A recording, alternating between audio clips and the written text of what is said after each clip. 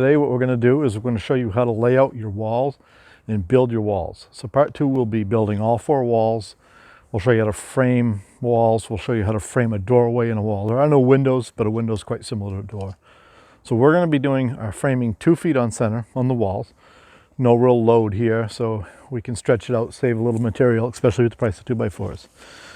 So when we did the floor, we showed you how to use the framing square and lay out your sills. Now I'm going to show you how to use a speed square and do this in a way that we would normally, like you might see a carpenter doing. It's a little bit quicker. So remember we said we're going to go 23 1/4 to the first one, 47 1/4 to the second one, then we're going to go 71 1/4, and then of course the last one's at 8 feet. And again, remembering that we go 3/4 shy of the actual mark, and that way if there was plywood breaking there, it breaks in the center of the stud. So now we're going to take our speed square, put it on our mark, and we're going to make a mark across there, and then we're going to make basically a half a circle. If you can see, we're going to do a half a circle like that, then a half a circle like that. That makes 2 X's. You'll watch me do it a lot quicker on this one. And then what I like to do is I like to put a 0 at the end of the plates. That lets me know that's my start. If I'm doing multiple plates, I'll put like 0.2, 0.3 if it's a long building. But that way I know those two go on the same end together. That's my layout.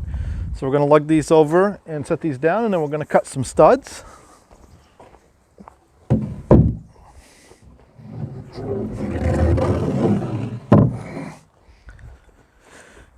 And now we're doing this framing a little bit differently, a little maybe odd to some. We're not actually putting a peaked roof on the building. We're putting a single slope on the building because it is such a small building. You know, we're just not going to bother to take the time to build a peaked roof. We're just going to build a sloped roof. So the back wall is going to be a little short compared to the front wall. And we're going to build this on about a 212 pitch, which we'll explain that in a minute. Now, a 212 is a little too flat for normal shingles. We're going to go ahead and cover it with ice and water shield and then shingle over that. This is not a heated space, so we're not really that worried about it. 2, 3, 4. We need 5 studs total per wall. So we'll get one more. And then what we're going to do is we're going to crown them, which is what we talked about in the last video, but we're going to sight down them. And this is my crown facing towards you. So I'm going to turn that over, face my crown away from me.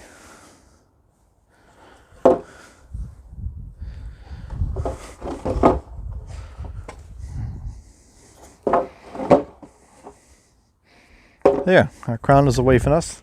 Now, we'll bring you in here and show you what I mean by a 212 pitch, because we're going to need to do a little math to figure out how tall we want our studs. So on your speed square, it has these numbers, 1, 2, 3, 4, 5, all the way up through to 30. This is what we call a common pitch. So when we put that on the board like that, and we turn it to 2, mark the 2 right there, lining up at the edge of the board, that is going to be what we call a 212 pitch, that pencil line. So what that means is every foot we go this way, we lose or gain 2 feet on the roof. So the building is 8 feet wide, which means we're going to lose 16 inches from the front to the back. So if we want the front to be about 8 feet tall, that means we're going to lose 16 inches to the back. So what we're going to do is we know we want the front to be right at 8 feet. We're going to lay the back out, and we're just going to do this easy way. The stud is 8 feet long. So now we're going to measure back 16 inches and make a mark. And that accounts for our pitch of our roof to drop. And now we need to remove the plates as well, because remember the plates are 1.5 inches each, which would bring us back 19 inches total, making our stud length 77 inches to the short point. So what I'm going to do is I'm going to convert that to long point by doing this. So I don't have to try to line my square up on every single one.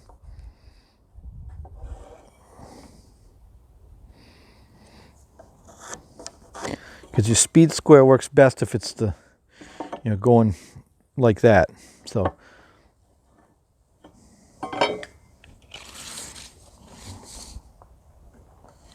and then we're going to measure our long point, which is 77.5. We're going to mark the other 4 boards.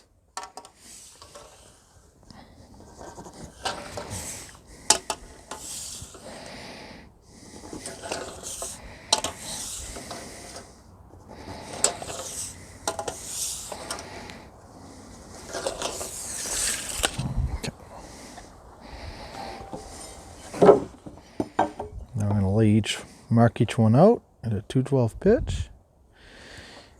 I believe you'll find most shingle manufacturers recommend a 3/12 pitch minimum for shingles. Like I said, this isn't a heated space, and we're going to put some ice and water shield on it, so I'm not really that worried about it. We're more worried about having the headroom inside.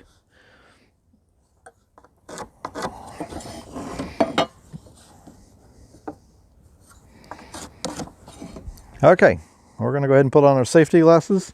We're going to cut these 5 studs, and then we're going to frame up a wall and stand it.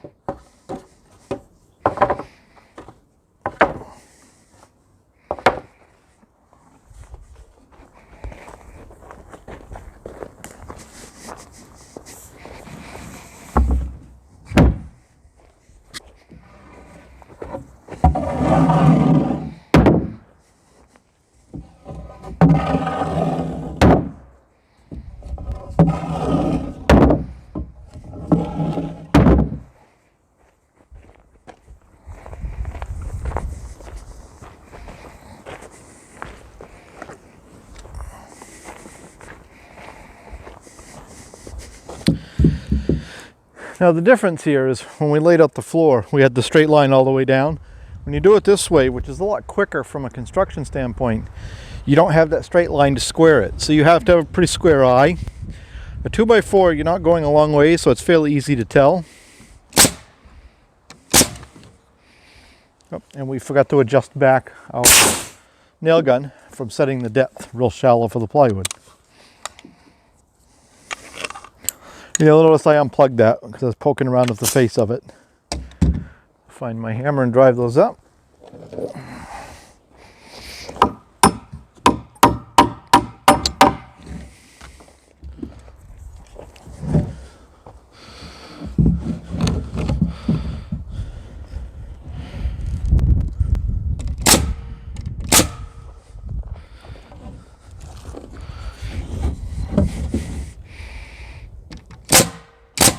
And you also notice, because I cut these all at an angle, I'm making sure I'm putting the angles the same way so I don't end up with a surprise when I get up to the top. I've already seen us make one mistake on the floor, so we'll try not to make too many on the walls.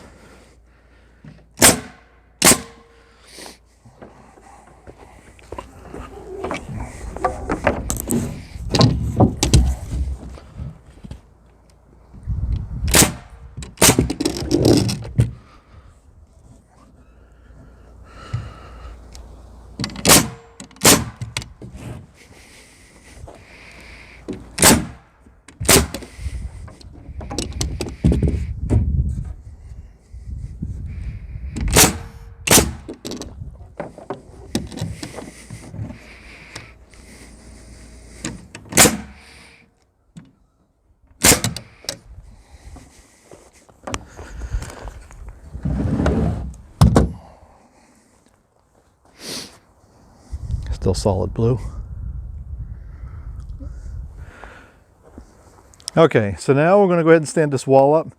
This is where we're going to diverge a little bit from standard construction. On a normal building, we'd go ahead and we'd snap chalk lines to line the wall up and get it nice and straight. This building is so small, we have just a single sheet of plywood. We're going to use that plywood to our advantage and make that our straight edge. So we're going to go ahead and get our nail gun back here where we want it. And because these walls are so short and small, we don't need to have bracing ahead of time. We're just going to go ahead and stand that up. We're going to line up one end, like so. I'm going to put a nail in it. And we're going to work our way right down through the wall.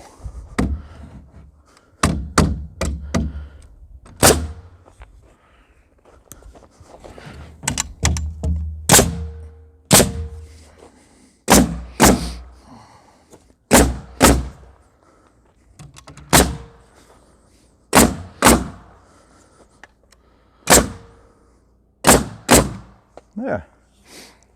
That's how we build the wall.